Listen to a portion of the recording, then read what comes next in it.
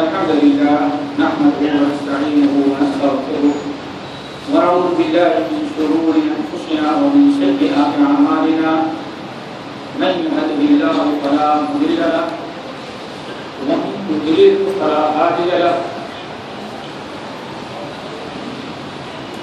وأشهد أن لا إله إلا الله وأشهد أن محمدا عبده ورسوله يا أيها الذين آمنوا اتقوا الله حق تقاته ولا تموتن إلا وأنتم مسلمون يا أيها الناس اتقوا ربكم الذي خلقكم من نفس واحدة وخلق منها زوجها وبث منهما رجالا كثيرا ونساء واتقوا الله الذي تساءلون به والأرحام إن الله كان عليكم رقيبا يا أيها الذين آمنوا اتقوا الله وقولوا قولا سديدا يصلح لكم أعمالكم ويغفر لكم ذنوبكم ومن يطع الله ورسوله فقد فاز فوزا عظيما أما بعد فإن خير الحديث كتاب الله وخير الهدي هدي محمد صلى الله عليه وسلم وشر الأمور محدثاتها وكل محدثة بدعة وكل بدعة ضلالة وكل ضلالة في النار فأعوذ بالله السميع العليم من الشيطان الرجيم بسم الله الرحمن الرحيم وإذ أخذنا ميثاق بني إسرائيل لا تعبدون إلا الله وبالوالدين إحسانا وذي القربى واليتامى والمساكين وقولوا للناس حسنا وأقيموا الصلاة وآتوا الزكاة ثم توليتم إلا قليلا منكم وأنتم معرضون. علماء کرام، معزز سامعین، نوجوان ساتھیوں، دینی ماں و بہنوں، ہمارے شیخ ندوی صاحب نے جو تعریف بیان کی اس مسجد کی وہ بڑی دردناک ہے. دل یہی چاہتا تھا کہ آج کوئی اور پروگرام نہ ہو، یہی ایک تاریخی چیز بیان ہوتی ہے، لیکن شیخ نے کر بدل دیا اور جو کچھ بیان کیا، جو کچھ ہم نے اور آپ نے سنا، واقعی دوستوں بہت ہی قابل عبرت اور قابل نصیحت کی. آج ہم لوگوں کو اس نعمت کی قدر کرنی چاہیے. کتنے مزے سے آپ اسی ایک مسجد میں نہیں، تقریباً یہ 30 ساری مسجدیں جو ہماری رہ رہی تھی کہ جہاں بھی نئی جماعت قائم ہوئی، دوستوں ہمارے اسلاف نے یہی تکلیف کے ساتھ قائم کیا. جتنے آرام سے ہم اور آپ آج مسجدوں میں آ رہے ہیں، جا رہے ہیں، اور جتنی آزادی کے ساتھ ہم نماز پڑھ لے رہے ہیں، ہمارے اسلاف نے کبھی اس کو سوچا بھی نہیں تھا. اور میں سمجھتا ہوں کہ سب ان کے اخلاص کی وجہ ہے. دوستو اخلاص کبھی نہ کبھی رنگ ضرور لگتا ہے. ہمیں بات یاد آئی، مولانا جعفر تھانیسری رحمۃ اللہ علیہ اپنی کتاب کالا پانی میں واقعہ نقل کرتے ہیں. مجھے تو 3 دن ہو گیا اس واقعے کو یاد کر کے روتی ہوئی، لیکن وہ اخلاص کی بات. کہتے ہیں کہ جب ہم علماء اہل حدیث کو آج چاہے مسجد کی آزادی ہو، محلے کی آزادی ہو، یا آج اس ہندوستان ملک میں جو ہم مسلمان اتنی آزادی کی زندگی گزار رہے ہیں، واللہ یہ صرف ہمارے اسلاف کے اخلاص کی بات ہے. صرف مسجد ہمارے اسلاف کا اخلاص نہیں، ہمارے اسلاف کا اخلاص مساجد تک، دین تک، قوم تک، ملت تک، دین تک اور دنیاوی معاملات.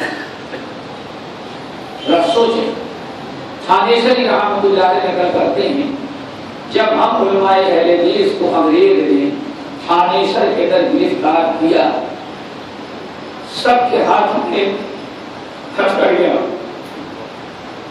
کوئی اہل حدیث عالم ایسا نہیں جس کے ہاتھ ہاتھ پڑی نہ لگائی گئی ہو، اور سارے لوگوں کے پیر میں بیڑیاں لگی. اور تھانے سر سے لاہور تک ہمیں پیدل لے جایا جا رہا اور سب کے سر پر بوجھا رکھا گیا. انگریز ظالم ڈنڈے پستول بندوق لے کر کے ہمارے ساتھ چلا.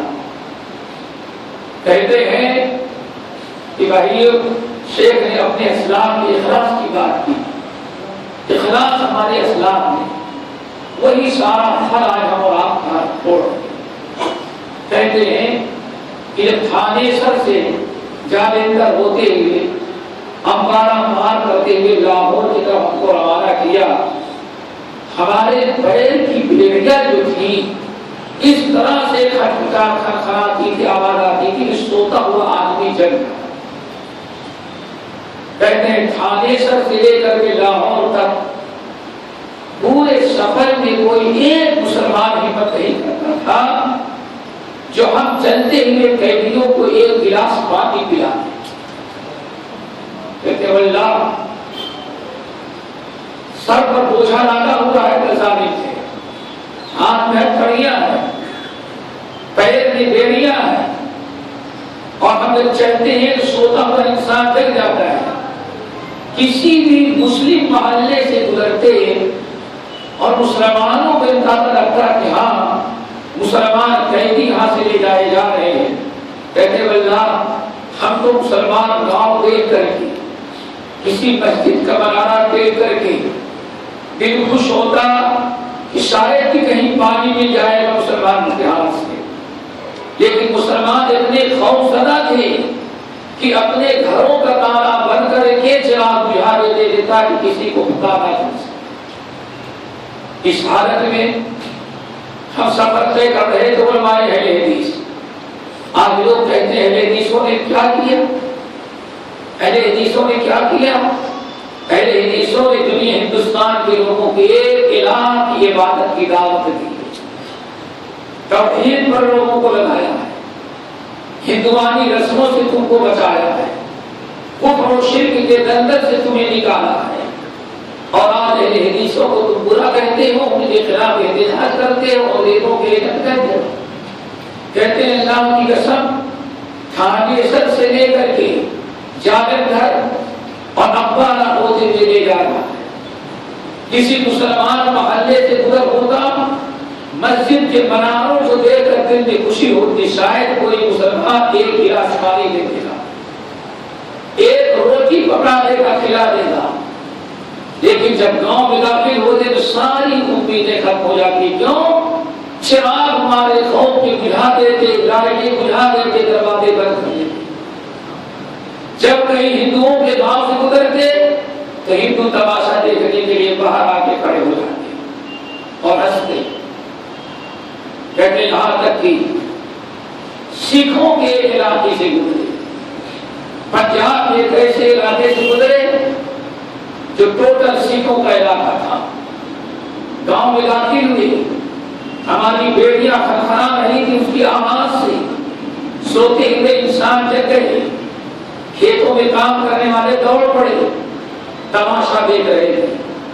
تھانے سری رحمت اللہ علیہ کہتے ہیں واللہ ایک بوڑھا سکھ نکلا, داڑھی کے بال سفید, سر کے بال سفید, موچھیں اس کی سفید, کمر اس کی جھکی ہوئی. پورے سفر میں میں نے دیکھا ایک سکھ ہمارے اوپر آنسو بہا رہا ہے. یہ اخلاص, ہمیں سکھ سے محبت نہیں, لیکن اس نے جو بات کہی وہ سنانا چاہے گا. کہتے ہیں اس نے ہماری حوصلہ افزائی کی. ظالم انگریز نے ہاتھ میں ہتھکڑی لگائی تھی, پیروں میں بیڑیاں پہنا دی تھی, سر پر بوجھا رکھ دیا تھا, لیکن اللہ کے فضل و کرم سے ہمارے کان سننے کے لیے آزاد. انگریز سکھ بوڑھا کہتا ہے اپنے سکھوں کو اور انگریز فوجیوں کو خطاب کر کے, اے لوگوں سن لو, یہ وہابی علماء ہیں. وہابی سمراد ہے کہ وہابی علماء کو آج انگریز بیڑیاں پہنا کر کے, ہتھکڑیاں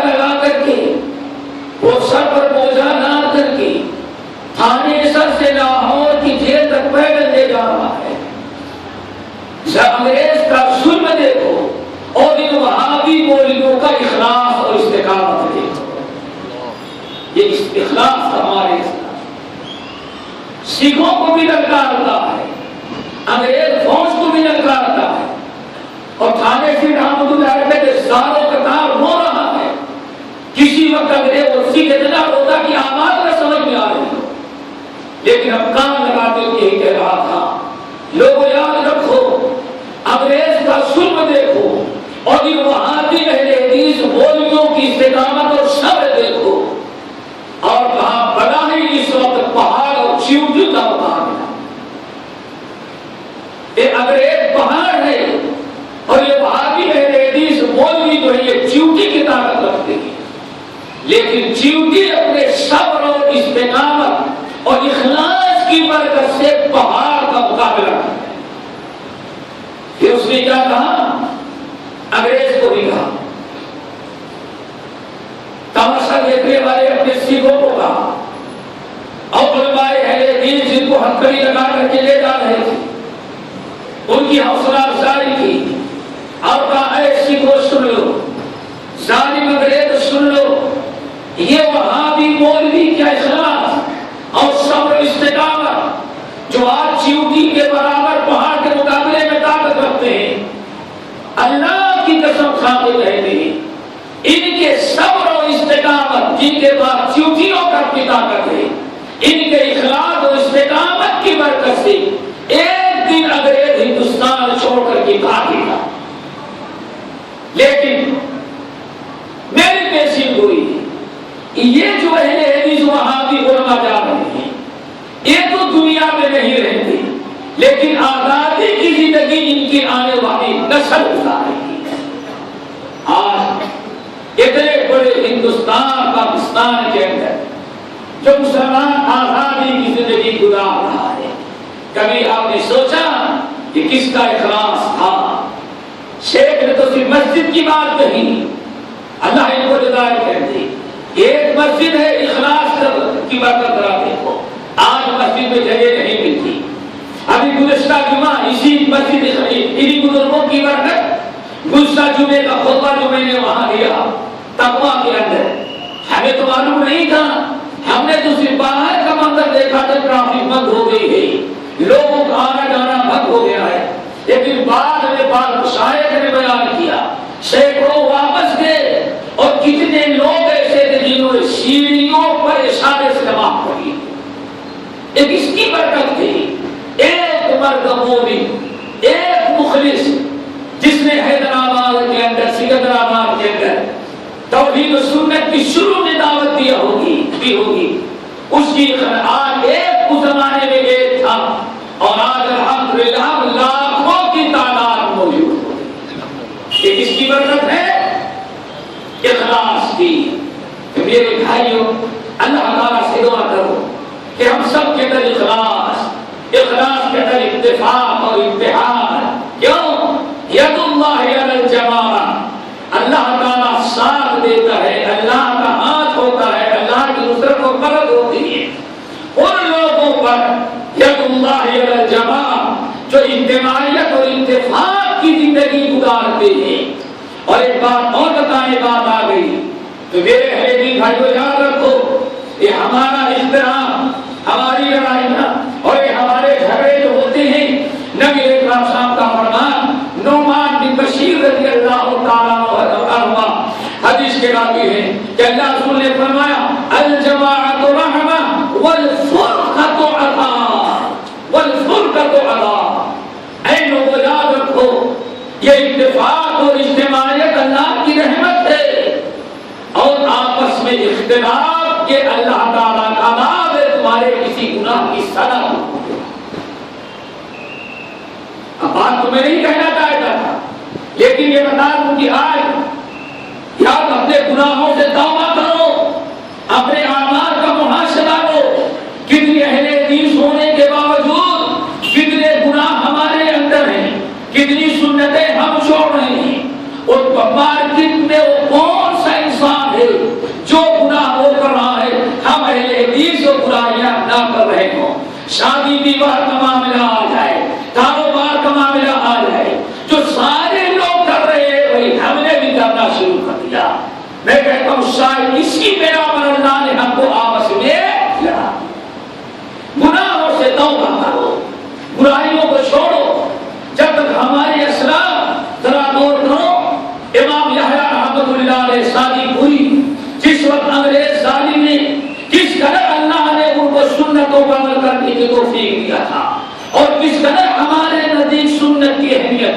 یہی تو ہمارا درے امتیاز تھا کہ ہم سنت کے شیداری تھے. چھوٹی چھوٹی سنت بھی ہم چھوڑنے کے لیے آمادہ نہیں ہوتی تھی. مولانا ولایت علی شاہی پوری رحمت اللہ علیہ جنہوں نے سن 1800 تقریباً 31 ہجری عیسوی کے اندر سن 1831 ہجری کے اندر حیدرآباد دکن میں آئے تھے اور تقریباً 2 سال یہاں رہ کر کے شہر میں بھی گاؤں وہاں جنہوں نے کتاب و سنت کی تبلیغ کی تھی. یہ پہلا اہل حدیث عالم ہے جو 1831 عیسوی کے اندر حیدرآباد دکن میں قدم رکھا اور کتاب و سنت کی دعوت شروع کیا اور 2 سال تک مسلسل انہوں نے کتاب و سنت کی دعوت دی. اور یہاں پھر اس کے بعد یہ شمالی ہند کا رخ کیا. اور کہا جاتا ہے ان کے زمانے میں کتاب و سنت کا جو چرچا اور اس علاقے میں ہوا تھا اس کے لیے پورا ایک وقت چاہیے, میں اس کو نہیں بیان کرنا چاہتا. اور جس قدر انہوں نے شرک و بدعات کو اس دکن کے علاقے سے انہوں نے مٹایا تھا اور جس قدر لوگوں کو شرک سے روک کر کے کتاب و توحید و سنت پر لایا تھا, اس کے لیے ایک دفتر اور ایک وقت چاہیے. تو میرے بھائیوں اللہ اکبر, یہ ہمارے علماء بتا رہا تھا ایسے کامیاب نہیں ہوئے. انہوں نے ٹھان لیا کہ نبی کی ہر سنت کو ہمیں عمل کرنا ہے. اہل حدیث بھائیوں آج آپ بھی ٹھان لے کہ نبی کی ہر سنت پر ہمیں عمل کرنا ہے, صرف 2-4 سنتیں ہمیں لینا نہیں ہے. اور یقیناً جب نبی کی ساری سنتوں کو عمل کرنے لگیں گے اور گناہوں سے ہم باز آئیں گے تو اللہ تعالیٰ سے کبھی امید ہے کہ اللہ اپنے فضل و کرم سے ہمیں متفق اور متحد بھی کر دے گا انشاءاللہ. لیکن ضرورت ہے میرے بھائی سنت کے. اللہ اکبر. یہی مولانا ولایت علی شاہی پوری رحمت اللہ علیہ جب سنت کے سانچے میں ڈھلے حنفیت سے توبہ کیا اور صوفیت سے توبہ کیے. یہ بھی سید خاندان جو تھے جھنڈے اٹھانے والے, آل رسول کہا جاتا تھا, بڑے ان کے آگے پیچھے چلنے والے تھے. اللہ اکبر. لیکن جب اہل حدیث ہوئے اور کتاب و سنت کے سانچے میں ڈھلے تو چھوٹی سے چھوٹی سنت انہوں نے حدیث میں پڑھا. رنگوں سے سنو, انہوں نے حدیث میں پڑھا کہ نبی علیہ السلام بیٹھے ہوئے تھے اور یہ سنت سب کو معلوم ہے, لیکن عمل کون کرتا ہے؟ عمل کرنے والے اہل حدیثوں نے عمل کیا. اللہ نے ان کی زبان میں برکت, ان کے اخلاص میں برکت, ان کی دعوت میں برکت, ان کے کام میں برکت اللہ نے کیا. جہاں سے اخلاص کی کمی ہوئی ہماری دعوت آدھی بھی باقی نہ رہتی. اللہ تعالیٰ سے دعا کرو ہمیں سب کو اخلاص عطا کر دے. یہی مولانا صادق ولایت علی صادق پوری رحمت اللہ علیہ جنہوں نے تقریباً 1831 میں حیدرآباد دکن کو زینت بخشی اور 2 سال تک تقریباً یہاں انہوں نے وقت صرف کیا دعوت و تبلیغ میں.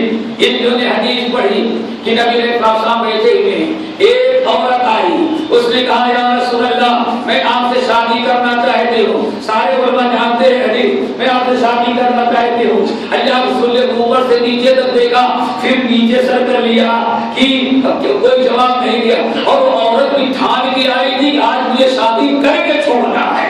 یہ بھی سیریو اللہ کے بندی بھی واپس نہیں بھی لگی رہی. جب بھی آپ نگاہ اٹھاتے ہیں وہ سامنے کھڑی ہے. کیوں؟ وہ ٹھان کی آئی آج مجھے شادی کرنی ہے.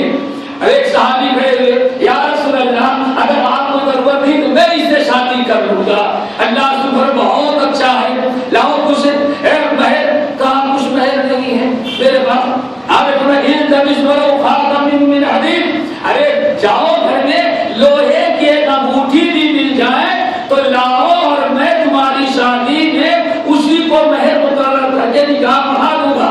وہ بیچارے گئے اپنے گھر میں, بہت ڈھونڈا لیکن لوہے کی ایک انگوٹھی بھی نہ ملی.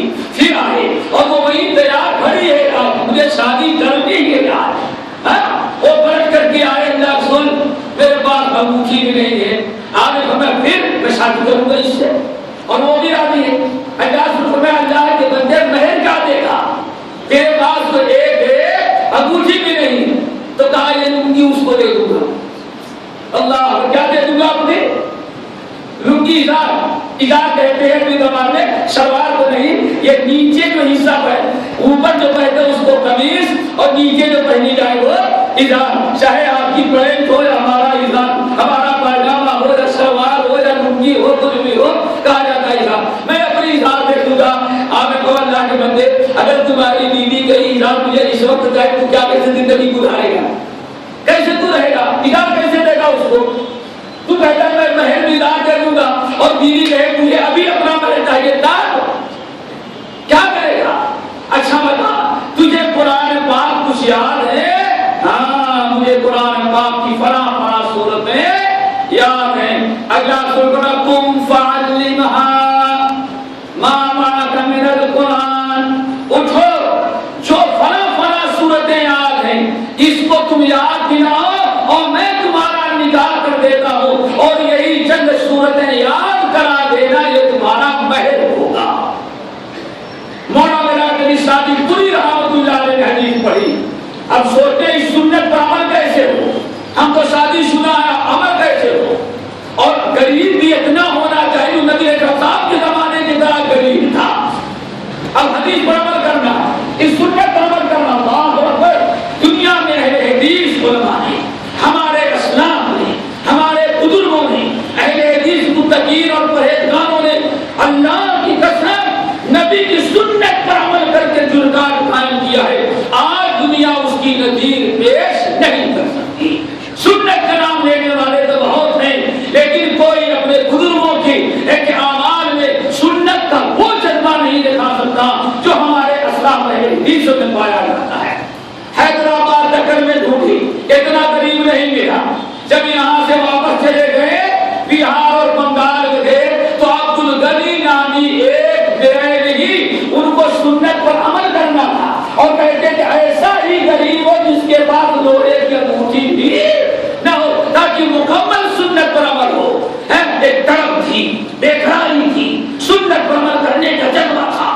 آخر کار جب بہار اور بنگال کے علاقے میں دکن سے واپس گئے تو وہاں عبد الغنی نامی ایک آدمی ملا۔ کیا بات ہے؟ شادی نہیں، شادی نہیں، شادی کیا کروں گا؟ ہمارے پاس کچھ ہے ہی نہیں ہے۔ کہا کچھ تو ہوگا مہر؟ کہا کچھ بھی نہیں ہے۔ ارے کچھ تو ہوگا؟ کہا جو کپڑے پہنے بس یہی ہے۔ پورا نقشہ اللہ نے وہ عطا کر دیا جو صحابی نے کیا تھا۔ تو کہا اچھا ٹھیک ہے، کچھ بھی نہیں، زیور بھی نہیں دے سکتا، قید بھی نہیں دے سکتا، جوتے چپل بھی۔ اللہ ارے مولانا صاحب ننگے پیر گھومتا ہوں سردی میں اور گرمی میں، پیر میں جوتے نہیں تو اس کو سنجی کیا میں دلاؤں گا پیر کے اندر؟ ایک بیوہ عورت ملی، بلایا، کہا کہ دیکھو سنت بیان کیا، عورت میں خوش، میں خوش نصیب ہوں کہ مجھے نبی کی سنت پر عمل کرنے کا موقع مل رہا ہے۔ وہ غریب بھی خوش، عبد الغنی نامی مرد بھی خوشی کی غربت میں چلو نبی کی سنت پر عمل کرنے کا موقع ملا۔ الحمدللہ قرآن پاک کی چند صورتیں یاد تھی، نگاہ بڑھایا، کہا تم اس کو یاد کرا دو، یہی تمہارا ہے۔ دیکھا ہمارے اسلاف عمل پر اترے تو نبی کی چھوٹی سنت بھی انہوں نے ترک نہ کیا، اور ہم آج اہل حدیث بدعملی پر اتر آئے غیروں کی طرح۔ تو میرے بھائیوں بڑی سے بڑی سنت بھی ہم چھوڑنے کے لیے تیار ہو گئے۔ تو میں تو یہ سمجھتا ہوں، میں تو یہی سمجھتا ہوں میرے بھائیوں، اب بعد میں کچھ اور کہنا چاہتا ہوں لیکن یہ بات ضمنی طور پر آ گئی کہ میں یہ سمجھتا ہوں کہ جو ہمارے اندر لڑائیاں ہیں، لڑنا کوئی نہیں چاہتا، آپ بھی نہیں لڑنا چاہتے، میں بھی نہیں لڑنا چاہتا، اتفاق سب چاہتے ہیں، لیکن اختلاف کیوں ہے، جھگڑے کیوں ہیں؟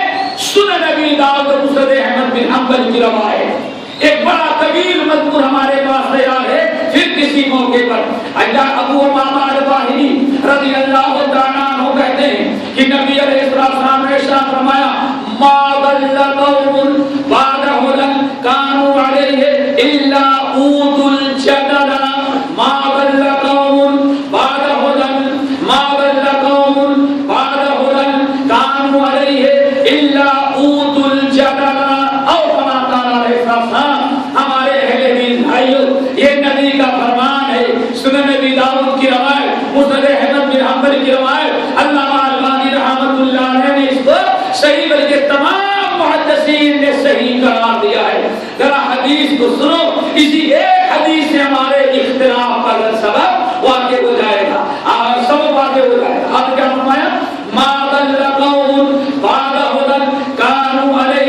الا اوتوا الجنہ، جب کسی قوم کو اللہ تعالیٰ ہدایت عطا کر دے، جب کسی کو ما ضل قوم بعد هدى كانوا علیہ، جب اللہ تعالیٰ اپنے فضل و کرم سے کسی قوم کو ہدایت عطا کر دے، الا اوتوا الجنہ، اور وہ قوم ہدایت مل جانے کے بعد اگر آپس میں لڑنے لگتی ہے، ہدایت مل جانے کے بعد اگر وہ بدعملی کی راہ اختیار کرتی ہے تو اللہ تعالیٰ اس کو آپس میں لڑا دے۔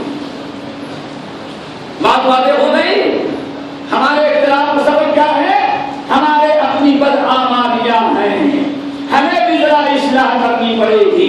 ہمارا ایک منہج ہے، ہمارا کتاب و سنت کا منہج، اہل حدیث کا منہج، اس کا تعلق رسم و رواج سے نہیں ہے، اس کا کسی ذات سے نہیں ہے، ہمارا منہج جو ہے کتاب و سنت کا ہے، منہج سلف کا منہج ہے۔ ہمیں جو کچھ دنیا میں کرنا ہے کتاب و سنت کے روشنی میں، سونا ہے تو کتاب و سنت کی روشنی میں، جانا ہے تو کتاب و سنت کی روشنی میں، حمام میں جانا ہے تو کتاب و سنت کی روشنی میں، آپس میں ایک دوسرے سے ملنا ہے تو کتاب و سنت کی روشنی میں، اگر آپ کو مارکیٹ میں کاروبار کرنا ہے تو وہ بھی کتاب و سنت کی روشنی میں، اور بنگلہ بنانا ہے تو بھی کتاب و سنت کے روشنی میں۔ ایسا نہ ہو بینک سے پیسہ لیا، سود کر لیا، بنگلہ تیار ہو گیا، اوپر لکھ دیا ھذا من فضل ربی، ھذا من فضل ربی، یہ رب کا فضل نہیں ہوا۔ اللہ اکبر! آپ کو چاہیے تو اس کو بناتے وقت بھی کتاب و سنت اپنے اوپر نافذ کرتے۔ میرے بھائیوں یاد رکھو، جنازے سے لے کر کے شادی حال تک، شادی سب سے انسان کے زندگی کا سب سے بڑا خوشی کا موقع جو ہوتا ہے وہ شادی نہیں ہوتی۔ اس کو سمجھانے لگے، ارے صاحب بیٹا کی شادی کر رہے ہیں، یہ ناجائز کیا کہیں گے؟ ارے زندگی میں ایک ہی مرتبہ کے یہ موقع ملتا ہے، یعنی ایک ہی مرتبہ، اس لیے جو من چاہے وہ کر ڈالو۔ میرے بھائی سب سے بڑی خوشی کا موقع شادی کا ہوتا ہے، اور سب سے بڑے غم کا موقع موت ہوتی ہے جب قبرستان اپنے عزیز کو لے کر کے جاتے ہیں۔ ہمارا مسئلہ کتاب و سنت ہمارا منہج ہے کہ ہماری دعوت یہ کہ خوشی والے دن سے لے کر کے قبرستان غم والے دن تک ہمارا ہر عمل جو ہو کتاب و سنت کے روشنی میں ہو۔ یہ ہے میرے بھائیوں اس کی ضرورت ہے اخلاص کی۔ لیکن جب ہم نے زندگی کے بہت سارے شعبوں میں نبی کی سنت کو چھوڑا، شریعت کو چھوڑا، تو نبی صلی اللہ علیہ وسلم کی حدیث کہ ما ضل قوم بعد هدى كانوا عليه الا اوتوا الجنہ كما قال علیہ السلام۔ جب اللہ تعالیٰ کسی قوم کو ہدایت دیتا ہے، ہدایت مل جانے کے بعد اب اگر وہ ہدایت چھوڑنے لگتے ہیں تو الا اوتوا الجنہ، اللہ ان کو آپس میں لڑا دیتا ہے۔ تو کہیں مسٹیک ہمارے عمل میں ہے، کہیں عقائد میں ہے، کہیں معاملات میں ہے، کہیں کچھ برائیاں ہیں، نہ یہ اختلاف چاہتے ہیں، نہ میں چاہتا ہوں، نہ شیخ چاہتے ہیں، نہ مؤذن چاہتا ہے، نہ امام چاہتا ہے، نہ صدر چاہتا ہے، نہ سیکریٹری چاہتا ہے، لیکن اس کے باوجود بھی ایک نہیں ہوتے۔ کیوں؟ والفرقۃ عذاب، یہ آپس کی لڑائیاں بھی اللہ کا عذاب ہے، اور عذاب کس کو ہوتا ہے؟ جو گناہ کر رہا ہو، اس کا علاج ہے توبہ استغفار۔ دوستو میں نے آیت تلاوت کی سورۃ البقرہ کی ہے، اس آیت میں اللہ نے 8 چیزیں بیان کی ہیں، اور 8 چیزیں تفصیل طرف ہیں، لیکن تفصیل میں نہیں جا سکتا، ہم بات مختصر کریں گے۔ رب العالمین نے فرمایا وَإِذْ أَخَذْنَا مِيثَاقَ بَنِي إِسْرَائِيلَ لَا تَعْبُدُونَ إِلَّا اللَّهَ وَبِالْوَالِدَيْنِ إِحْسَانًا وَذِي الْقُرْبَى وَالْيَتَامَى وَالْمَسَاكِينَ اور اللہ نے کیا فرمایا وَقُولُوا لِلنَّاسِ حُسْنًا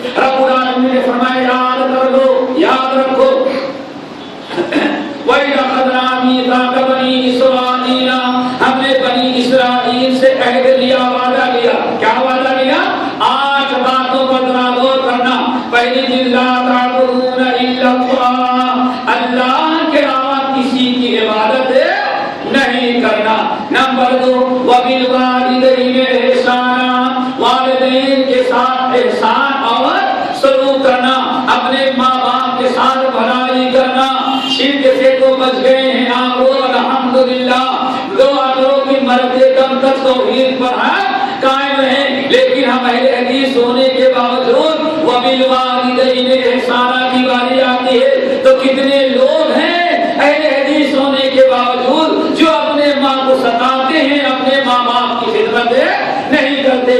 دوستو توحید کے بعد اللہ تعالیٰ نے اپنے حق کے بعد سب سے بڑا حق جو ہے ماں باپ کا قرار دیا ہے۔ ماں باپ کے ساتھ احسان کرو، ماں باپ کے ساتھ بھلائی کرو۔ نبی علیہ السلام نے ارشاد فرمایا، یمن کا رہنے والا ایک شخص دوڑا ہوا آیا، کہا یا رسول اللہ، یا رسول اللہ، بات اصل یہ ہے میں جہاد میں جانا چاہتا ہوں لیکن میرے ماں باپ میں جہاد میں جانا چاہتا ہوں لیکن میرے حالات سازگار نہیں ہیں۔ تو اللہ نے فرمایا، حدیث بڑی طویل ہے، خلاصہ اس کا یہ ہے کہ اللہ نے پوچھا کیا بات ہے، جہاد میں کیوں نہیں کر رہا، جہاد میں جانا چاہتے ہو؟ اللہ رسول آج ہمیں کیا تمہارے ماں باپ ہیں؟ ہاں، ففیہ ماں فجاہد، جہاد کو چھوڑو، تمہارے جہاد کا ثواب اللہ نے تمہارے ماں باپ کی خدمت میں رکھ دیا ہے۔ میرے بھائیو، ماں باپ کے ساتھ اچھا سلوک کرو۔ اللہ کے نبی صلی اللہ علیہ وسلم ارشاد فرماتے ہیں، کل الدروس، امام بخاری رحمۃ اللہ علیہ اپنی مشہور کتاب ادب المفرد میں نقل کرتے ہیں، اللہ کے رسول نے فرمایا، کل الذنوب یغفر اللہ عز وجل، اللہ سارے گناہوں کی سزا کو مؤخر کرنا چاہے تو کر دے۔ شرابی کے شراب پینے کی سزا کو مؤخر کر دے، چور کے چوری کے سزا کو مؤخر کر دے، زانی کے زنا کی سزا مؤخر کر دے۔ اللہ جس گناہ کی سزا مؤخر کرنا چاہے مؤخر کر دے، الا عقوق الوالدین، لیکن ماں باپ کی نافرمانی یہ ایسا گناہ ہے اللہ تعالیٰ اس گناہ کی سزا آخرت پر مؤخر نہیں کرتا، اس دنیا میں سزا دیتا ہے۔ ما یغفر له فی الآخرہ، دنیا میں تابڑتوڑ سزا دیتا ہے اور آخرت میں بھی والدین کی نافرمانی کی سزا کو اللہ بچا کے رکھتا ہے۔ آپ جانتے ہیں انسان کی ساری نیکیاں روزے جیسی عبادت، سب سے مشکل عبادت دوستو روزہ ہے۔ ابھی ہندوستان میں روزہ کتنے گھنٹے کا رکھا آپ نے؟ 13 گھنٹے کا، ایک مہینہ لگاتار مسلسل، ایک دو دن نہیں، پورا ایک مہینہ آپ نے 13 پورا ایک مہینہ آپ نے روزہ رکھا۔ لیکن آپ نے رمضان کے مسائل میں ہم کرتے تھے کیا فرمایا؟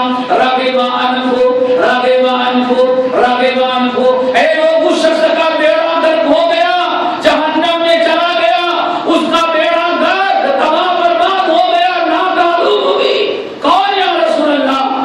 آج فرمایا جس انسان کو ماں باپ دونوں ملے یا دونوں میں سے کوئی ہے پھر بھی ماں باپ کی خدمت کر کے جنت میں نہ گیا، اپنے آپ کو اس نے کیا اشارہ ملا کہ ماں باپ کی نافرمانی کرنے والے کی کوئی نیکی اللہ کے ہاں قابل قبول۔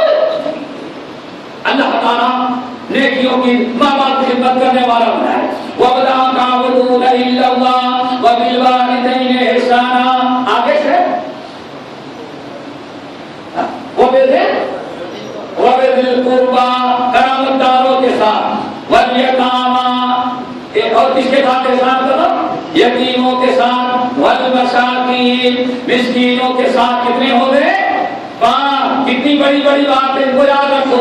نمبر 1 یاد کر دیکھو، لا تعبدون الا اللہ وبالوالدین احسانا وبذی القربى والیتامى والمساکین۔ کتنے؟ 5۔ اللہ کے علاوہ کسی کی عبادت نہ کرنا، ماں باپ کے ساتھ احسان کرنا، رشتہ داروں کے ساتھ حسن سلوک کرنا، یتیموں کے ساتھ بھلائی کرنا، مسکینوں کے ساتھ خوب اچھا حسن سلوک کرنا۔ کتنے ہو گئے؟ 5۔ نمبر 6، ان 5 بڑی بڑی باتوں کے ساتھ اللہ نے فرمایا وَقُولُوا لِلنَّاسِ حُسْنًا، ہمیشہ لوگوں سے اچھی بات کرنا۔ آئی بات سمجھ میں؟ وَقُولُوا لِلنَّاسِ حُسْنًا، لوگوں سے خوب اچھی بات کرنا۔ 6 میں نمبر 7، وَأَقِیمُوا الصَّلَاةَ، اور کیا پڑھتے رہنا؟ نام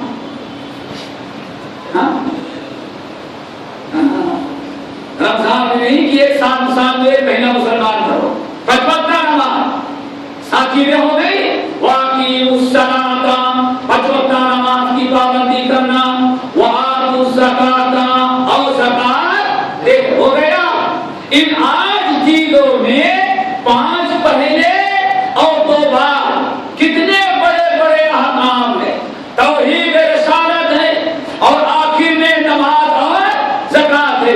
ان کے بیچ میں اللہ نے ایک چھٹی چیز کا حکم دیا کیا وَقُولُوا لِلنَّاسِ حُسْنًا اے لوگوں اے بنی اسرائیل تم ہم سے وعدہ کرو کہ ہمیشہ لوگوں کو لوگوں سے بات کرنا یا لوگوں کو کہنا یا لوگوں کو کچھ بتانا تو اچھی باتیں بتانا. کوئی غلط بات غیبت چغلی شکوہ شکایت لعن طعن کسی کی نہ کرنا. اس سے اللہ کرتا ہے قول حسن قولوا للناس حسنا. اچھی بات کرنا سچی بات کرنا کتنا اونچا مقام و مرتبہ رکھتا ہے. اور ایک بات اور بتائیں امام بخاری رحمۃ اللہ علیہ اپنی ادب المفرد میں احمد بن حنبل نے اپنی مسند میں اور ابو یعلا موصلی نے بھی اپنے مسند میں نقل کیا بڑی طویل حدیث ہے ابو شریح رضی اللہ تعالیٰ عنہ کسی اور موقع پر کہتے ہیں ایک دن میں نے کہا یا رسول اللہ دلنی علی عمل یوجب لی الجنہ. آپ مجھے کوئی ایسا عمل بتائیں جو عمل ہمارے لیے جنت کو واجب کر دے. بڑا سوال اہم تھا کوئی معمولی نہیں. اللہ مجھے اتنا ثواب دے دے عمل ایسا ہو جو میرے اوپر جنت کو واجب کر دے. اللہ کے رسول نے کیا فرمایا اگر تم چاہتے ہو کہ اللہ تم پر جنت واجب کر دے تو کیا ہے افشی السلام واطعم الطعام واطب الکلام او کما قال علیہ السلام. اگر تم چاہتے ہو تم کلمہ پڑھ لیے مسلمان ہو گئے اب میرے امتی ہو. اگر تم چاہتے ہو کہ اب تمہیں کوئی ایسا عمل بتائیں جو تمہارے لیے جنت کو واجب کر دے تو سنو وہ دین ہے. نمبر 1 افشی السلام آپس میں خوب کثرت سے سلام کرو. نمبر 2 واطب الکلام بات کرو تو اچھی بات کرو. کسی کی غیبت چغلی شکوہ شکایت گالی گلوچ نہ کرو. واطب الکلام خوب اچھی بات کرو. میرے بھائی افشی السلام واطب الکلام اچھی بات کرو. سمجھ گئے نا. اور خوب کثرت سے سلام پھیلاؤ. صحابہ کرام کی ایک جماعت ہے جس میں ابو مالک الاشعری ہیں عبداللہ بن عمر ہیں ابو ہریرہ رضی اللہ تعالیٰ عنہم اجمعین ہیں. صحابہ کرام کی ایک جماعت ہے. کہتے ہیں کہ نبی علیہ السلام ایک دن منبر پر خطبہ دے رہے تھے. خطبہ دیتے ہوئے آپ نے فرمایا اے لوگو ان فی الجنت غرفا یرا ظاہرها من باطنها وباطنها من ظاہرها. اے میرے صحابہ سن لو جنت میں اللہ نے کچھ ایسے عالیشان محل بنا رکھے ہیں اتنے عالیشان اتنے خوبصورت محل ہیں کہ اگر جس کو وہ مل گیا وہ اپنے اس محل میں جائے گا تو یرا ظاہرها من باطنها اندر رہے گا تو دنیا کی 10 گنا کم سے کم اس کی جنت ہوگی. اندر آ جائے گا تو دنیا جنت کے باہر کی ساری چیزیں اس کو نظر آتی ہو. کتنا خوبصورت ہے. اگر اندر ہے تو پورے جنت کی باہر کی چیزیں. اور اگر کہیں گھومنے کے لیے باہر چلا گیا اور پلٹ کر کے دیکھا یرا باطنها من ظاہرها کتنا بھی دور چلا گیا پلٹ کر کے دیکھے گا تو ساری اس کے حور غلمان جنت کی ساری نعمتیں اس کا بیڈ اس کا صوفہ سب نظر آتا ہوگا اور بغیر کسی سیٹلائٹ کی. سیٹلائٹ کا زمانہ ہے نا بغیر کسی سیٹلائٹ. اور یہ بھی یاد رکھنا وہ اصلی چیزیں نکل آئے ذرا ٹی وی پر نقلی چیزیں نکل اصلی چیزیں اتنا عالیشان محل ہوگا. صحابہ کرام کا دل بار بار ہو گیا. لوگ خاموش تھے. ابو مالک الاشعری کہتے ہیں سب تو صبر کر لیے کہ خطبہ ختم کر لیں گے پھر ہم لوگ پوچھیں گے. لیکن ایک بدو آیا ہوا تھا. بدو جانتے ہو نا کس کو کہتے ہیں بھی ہے، ہو سکتا ہے ہمارے شیخ کے پردادا بھی دیہاتی رہے ہو. بدو اس کو کہتے ہیں، مسجد میں داخل ہوا، بدو اس کو کہتے ہیں، یہ ہے بدو. مسجد میں داخل ہوا، امام رکوع میں تھا، میرے آگے آگے بدو داخل ہوا، گاڑی کھڑی کیا تو ٹھنڈی تھی، مسجد کے اندر گیا امام نے، یا امام اصبر ان اللہ مع الصابرین. کیا مطلب؟ میں ابھی استنجا کروں گا، وضو کروں گا، جب تک میں آؤں نہیں، خبردار تم سبھی اللہ علیہ وسلم نہیں کہنا. اس کو کیا کہتے ہیں؟ یہ ہے بدو، سمجھ گئے نا؟ اچھا پھر گیا، حمام کا دروازہ کھولا، پھر یاد آ گئی ایسا مہمان سبھی اللہ کو، پھر برک گئی، لنگی اٹھی بھی اس کی، یعنی حمام میں جانے کے لیے لنگی اٹھایا تو لنگی گراتا نہیں، پھر آ گیا مسجد میں، پھر دروازہ پیچھا، ان اللہ مع الصابرین، میں نے کہا کہ اللہ صبر کرنے والوں، اس کو کہا جاتا ہے بدو. ہاں یہ ہے اصلی بدو. میرے بھائیو اللہ اکبر، بڑا مسئلہ ہے. کہتے ہیں ہم لوگ تو خاموش، لیکن وہ بدو بالکل پریشان ہو گیا. ارے اتنی عالیشان جنت کس کے لیے ہے؟ وہی خطبے میں کھڑا ہو گیا، لمن ہی رسول اللہ، اللہ ذرا بتائیں اتنے عالیشان محل کس کے لیے ہے؟ صحابہ کہتے ہیں بدو تھا پوچھا، لیکن فائدہ سب کا ہو گیا. فائدہ سب کا ہو گیا نا، بدو سے سب کا فائدہ ہوا. اسی لیے صحابہ کرام کہتے ہیں ہم لوگ تمنا کرتے تھے کہ ہماری مجلسوں میں جب ہم نبی علیہ السلام کے بعد بیٹھتے ہیں تو بدو آئے، لیکن عقل مند بدو آئے، بیوقوف نہ آئے کہ آپ مجھے اللہ رسول آپ ہر چیز کا سوال کا جواب دیتے. آپ پوچھو اچھا میرا باپ کون ہے، اب تمہارا باپ کون ہے، اللہ رسول کو کیا پتا تمہارا باپ کون ہے. سمجھ گئے نا؟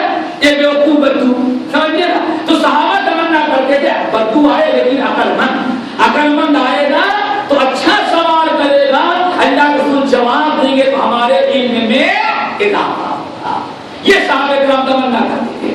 تو آپ نے ارشاد فرمایا لمن اطاب الکلام واطعم الطعام وصلى باللیل والناس نیام. یہ ہے میرے بھائی اتنا عالیشان ہے کس کے لیے ہے؟ اب ذرا سنو، ایک روایت تو ہے لمن اطاب الکلام واطعم الطعام وصلى باللیل والناس نیام، اور ایک دوسری روایت میں کیا ہے؟ لمن اطاب الکلام واطعم الطعام وصلى باللیل والناس نیام وتابع الصيام او کما قال علیہ السلام. آپ نے فرمایا اتنے عالیشان محل اللہ نے جس کے لیے بنایا ہے وہ چار قسم کے لوگ، وہ انسان ہے جو اپنے اندر چار خوبیاں پیدا کر لے. دعا کرو اللہ وہ چاروں خوبیاں ہم سب کے اندر پیدا کر لے، عالیشان محل مل جائے گا. وہ بھی کیسا؟ یرا ظاہرھا من باطنھا وباطنھا من ظاہرھا. اندر ہے تو باہر کی ساری چیزیں کو نظارہ کر لے، اور باہر چلے گئے ہیں تو اندر کی ساری چیزیں دیکھ لے. آج فرمائے من اطاب الکلام، اور ایک میں من احسن الکلام. سب سے پہلی خوبی اس یہ عالیشان محل جن کو اللہ دے گا، اور اس جن لوگوں کے لیے سب سے پہلی خوبی یہ ہے لمن اطاب الکلام، جب بھی بات کرتا ہے تو اچھی بات کرتا ہے، اپنی زبان سے غیبت چغلی شکوہ شکایت لعن طعن چغل خوری نہیں کرتا، گالی گلوچ نہیں کرتا، ہمیشہ بات دین کی کرتا ہے، اچھائی کی کرتا ہے، اخلاق کی کرتا ہے، اپنے زبان کی حفاظت کرتا ہے. اللہ تعالیٰ ہم سب کو اپنی زبان کی حفاظت کرنے والا اور اچھی گفتگو کرنے والا بنائے. تو سب سے پہلی خوبی دوستو کیا ہے؟ لمن اطاب الکلام. اور ایک بات اور یاد رکھیں، سارا بگاڑ یہی زبان ہی سے ہوتی. سارا بگاڑ کہاں سے شروع؟ ہر بگاڑ کی ابتدا کہاں سے؟ میاں بیوی میں لڑائی کہاں سے؟ زبان سے. نتیجہ آخر میں طلاق. امام اور مؤذن، امام اور مقتدی کی لڑائی کہاں؟ زبان سے. آخر میں امام اور مقتدی آپس میں الگ. جہاں آپ لڑائی دیکھیں گے، لڑائی کی ابتدا جو ہوتی ہے اصل میں کہاں سے ہوتی ہے؟ زبان سے. اور اگر انسان کی زبان اگر اچھی ہو تو بگڑتا ہوا معاملہ بھی سدھر جاتا ہے، بگڑی ہوئی بات بھی بن جاتی ہے. اسی لیے ہمیں بات یاد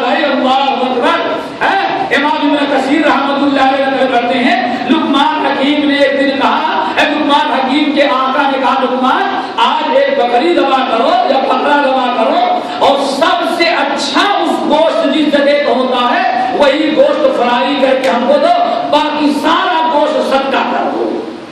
لقمان حکیم اٹھے، ایک بکرا ذبح کیا اور ذبح کرنے کے بعد زبان اور دل دونوں نکال لیا، فرائی کر کے آقا کو دے دیا، باقی سب صدقہ۔